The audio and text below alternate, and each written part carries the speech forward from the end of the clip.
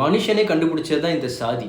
இந்த சாதிய படிநிலையில் ஒரு சிலர் துரதிருஷ்டவசமாக கீழேயும் ஒரு சிலர் அதிர்ஷ்டவசமாக அவங்களுக்கு மேலே இருக்க படிநிலைகள்லையும் இருக்கிறனால அந்த மேல் படிநிலையில் இருக்கிறவங்களுக்கு எந்த ஒரு பிரச்சனையுமே வர்றதில்லை. அதுதான் கேஸ்ட் ப்ரிவிலேஜ். அதாவது தான் இருக்க இடத்துல தான் கம்ஃபர்டபுளாக இருக்கிறனால அதே மாதிரி தான் எல்லாரும் கம்ஃபர்டபுளாக இருக்கிறாங்க அப்படின்னு தன்னைத்தானே நம்பிக்கிட்டு எல்லாத்தையுமே இக்னோர் பண்ணிட்டு போகிறது தான் காஸ்ட் ப்ரிவிலேஜ். காஸ்ட் ப்ரிவிலேஜில் இருக்கிறவங்க கேஸ்ட் பற்றியோ கேஸ்ட் இஷ்யூஸ் பற்றியோ பேச மாட்டாங்க. அது ஒரு டேபுவான டாப்பிக்காக தான் நினைப்பாங்க. இப்படி பேசாமல் இருக்கிறதுனால தான் ப்ரொக்ரெஷன் ஆகுது அப்படின்னு நினச்சிக்கிறாங்க. ஆனால் இது சைலன்ஸ் அண்ட் இக்னோரன்ஸ் தானே தவிர ப்ரொக்ரெஷன் கிடையாது. சமீபத்தில் கோவையில் கேங் ரேப் இஷ்யூ நடந்தப்போ நம்ம எல்லாருமே கொதிச்சு போய் குரல் கொடுத்தோம். நம்ம வீட்டு பொண்ணுக்கு இந்த மாதிரி நடந்திருந்தா என்ன ஆகுறது அப்படின்னு. ஆனால் இதுவே ஒரு பிரச்சனை சாதிய ரீதியாக வந்தால் குரல் கொடுக்கறது கிடையாது. காரணம் கம்ஃபர்ட் ஜோன்.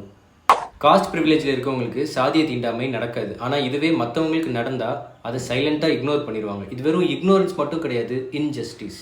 நீங்கள் ஊமையாக இருக்கிற வரை இந்த உலகம் செவிடாக தான் இருக்கும்.